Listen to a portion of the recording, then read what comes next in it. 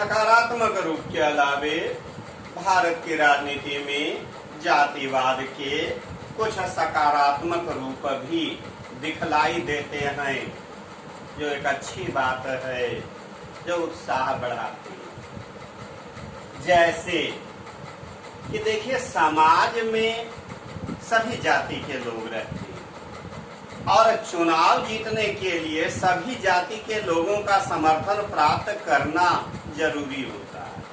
किसी एक दो जाति के सहारे चुनाव नहीं जीता जा सकता है।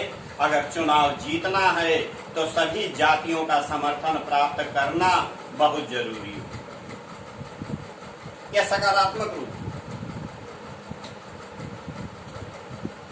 यह भी सही है कि किसी भी उम्मीदवार को, चाहे वह जिस जाति का है, उसकी जाति का सभी वोट उस उम्मीदवार को मिल ही जाए, ऐसा गारंटी से नहीं कहा जा सकता।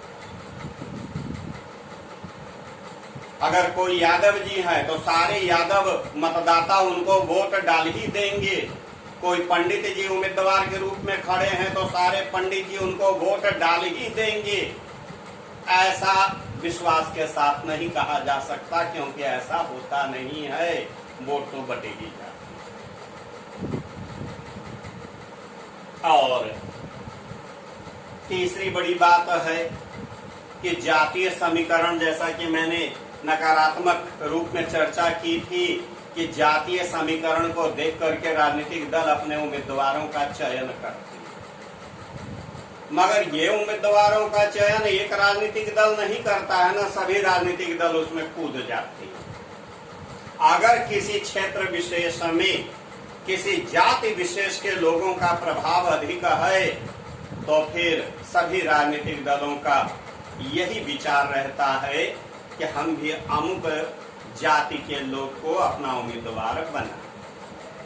तो फिर उस जाति विशेष के लोगों का मत बंट जाता है, क्योंकि सभी उम्मीदवार ने तो, सारे राजनीतिक दल ने तो उसी जाति के उम्मीदवार को खड़ा कर दिया।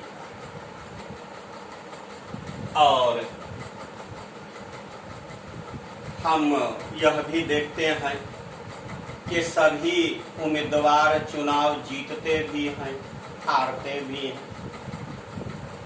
चुनाव जीतते और हारते हुए हम सभी उम्मीदवारों को देखते हैं, चाहे जितने बड़े वो राजनीतिज्ञ हों।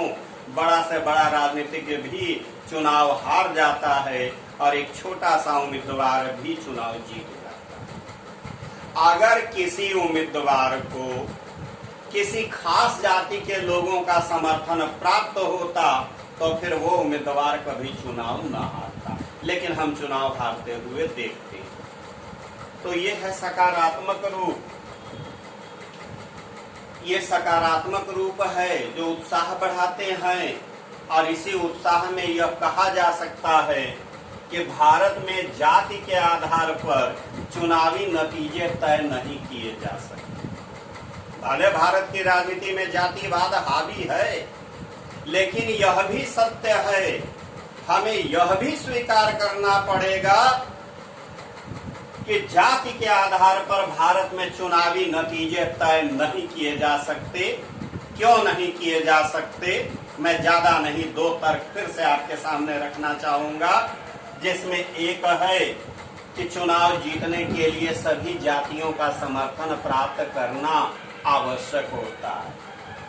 केवल एक जाति, दो जाति के सहारे चुनाव नहीं जीता जा सकता है। चुनाव जीतना है तो उस निर्वाचन क्षेत्र के अंतर्गत जितने भी जाति के मतदाता हैं, मैक्सिमम लोगों का समर्थन आपको मिलना चाहिए। सभी जाति के लोगों का समर्थन आपको मिलना चाहिए, तभी आप चुनाव जीत सकते हैं। इसलिए हम कह सकते हैं कि जाति के आधार पर चुनावी नतीजे तय नहीं हो सकते। और दूसरे तर्क के रूप में मैं आपको कहना चाहूंगा, फिर से कहना चाहूंगा कि अगर कोई उम्मीदवार किसी जाति विशेष का है तो उस जाति के विशेष के सारे मतदाता उसको वोट डाल ही देंगे, ये बात गारंटी से नहीं कही जा सकती। सारे वोट उसको मिल जाएंगे, ऐसा आमतौर पर व्यवहारिक जीवन में नहीं होता। तो इन दो तर्कों के आधार पर मैं आपसे कह सकता हूं कि भारत में चुनावी नतीजे जातिगत आधार पर तय नहीं हो सकते। और अंत में 2 लाइन मैं आपसे कहना चाहूँगा कि ये जातिवाद एक संकीर्ण विचारधारा है, जिस कारण इस देश को बड़ा ही नुकसान उठाना पड़ा है।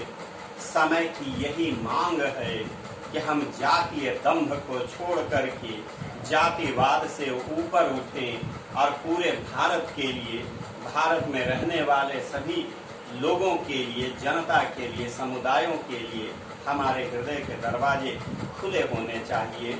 और इस नीति पर चलने की बड़ी ज़रूरत है कि सबका साथ, सबका विकास, सबका विश्वास, यही मूल मंत्र है जो हमें जातिवाद से ऊपर उठा सकता है। बस, तो इसके साथ ही आपका चैप्टर नंबर 4 सिविक्स समाप्त होता है। अब अगले क्लास में हम लोग अगले चैप्टर की चर्चा करेंगे। आज के लिए बस इतना ही। Thank you.